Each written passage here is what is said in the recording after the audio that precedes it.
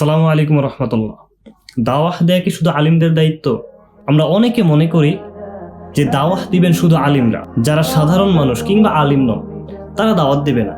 অনেক সময় আমরা এতটুকু বলি যে তারা দাওয়াত দিতে পারবে না। এই কথাটি কি সঠিক?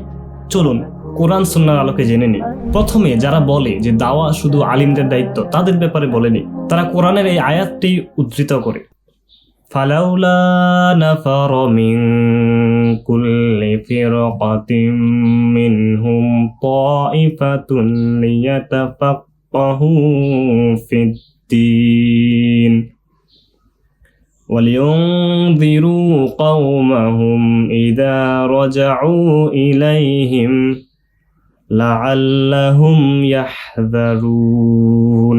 এই আয়াতে বলা হয়েছে প্রত্যেক দল থেকে একটি উপদল বের হয় না কেন, অর্থাৎ অনেকগুলো মানুষের মধ্য থেকে কিছু মানুষ বের হবে কেন?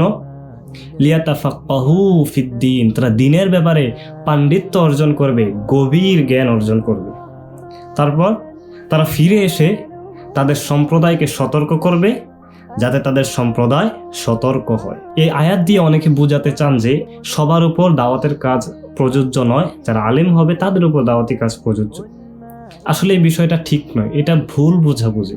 আমরা যদি আয়াতের ক্ষেত্রেই লক্ষ্য করি তাহলেই এই বিষয়টা ক্লিয়ার হয়ে যাবে। আয়াতটিতে বলা হয়েছে যে তারা কেন বের হবে, বলা হয়েছে লিয়াতাফাক্কাহু ফিদ্দীন, তারা দ্বীনের ব্যাপারে পাণ্ডিত্য অর্জন করবে, গভীর জ্ঞান অর্জন করবে। অর্থাৎ কিছু মানুষ দ্বীনের ব্যাপারে গভীর জ্ঞান অর্জন করবে, পাণ্ডিত্য অর্জন করবে। এতে দাওয়াতের কথা বোঝানো হয়নি, এতে বলা হয়েছে দ্বীনের যে পাণ্ডিত্য ওইটা কিছু মানুষ অর্জন করবে। এটা ফরজে কিফায়া বলা যায়, কিন্তু এটার মাধ্যমে যে দাওয়াত যে সবার উপর দায়িত্ব সেটাকে নাকচ করা যায় না।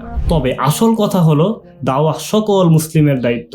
যার যতটুকু সামর্থ্য সে অনুযায়ী সে দাওয়াত দিবে, যে যতটুকু জানে সে অনুযায়ী সে দাওয়াত দিবে। আল্লাহ নবী সাল্লাল্লাহু আলাইহি সাল্লাম হাদিস শরীফে বলেছেন, বাল্লিগু আন্নী ওয়ালাউ আয়াহ, আমার পক্ষ থেকে একটি আয়াত হলেও পৌঁছে দাও, একটি আয়াত। তারপর আল্লাহ রাব্বুল আলামিন কোরআনে বলেছেন, কুনতুম খায়রা উম্মাতিন উখরিজাত লিন-নাসি তা'মুরুনা বিল মা'রুফি ওয়া তানহাউনা আনিল মুনকারি ওয়া তু'মিনুনা বিল্লাহ। আল্লাহ রাব্বুল আলামিন বলেছেন, তোমরাই শ্রেষ্ঠ উম্মত, তোমাদেরকে এজন্য সৃষ্টি করা হয়েছে যে তোমরা সৎ কাজের আদেশ দিবে, অসৎ কাজ থেকে নিষেধ করবে, অর্থাৎ তোমরা দাওয়াতের কাজ করবে।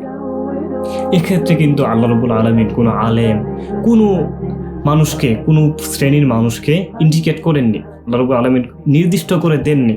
এটা সকল মুসলিমদের উপর সমভাবে প্রযোজ্য।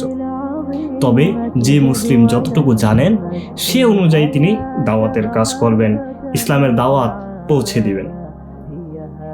আল্লাহ নবী সাল্লাল্লাহু আলাইহি ওয়াসাল্লামের যে হাদিস বাল্লিগু আন্নী ওয়ালাউ আয়া, সেখানে বলা হয়েছে আমার পক্ষ থেকে একটি আয়াত হলেও পৌঁছে দাও।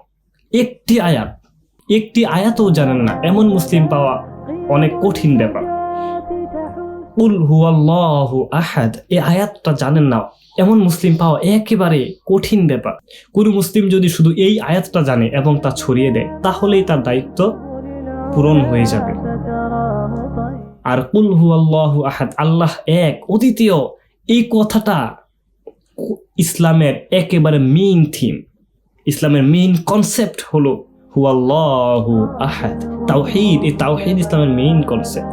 এটাই যদি সে পৌঁছে দেয় তাহলেও তো তার দাওয়াতের কাজটা হয়ে গেল। তাই সবশেষে বলতে চাই, দাওয়াত সবার উপর দায়িত্ব, সকল মুসলিমের উপর দায়িত্ব।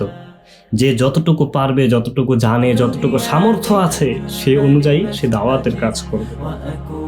আল্লাহ আমাদেরকে দাওয়াতের কাজ করার তৌফিক দান করুন, দাওয়াত থেকে পালিয়ে বেড়ানোর মানসিকতা থেকে বের হয়ে আসার তৌফিক দান করুন। আসসালামু আলাইকুম ওয়া রাহমাতুল্লাহ।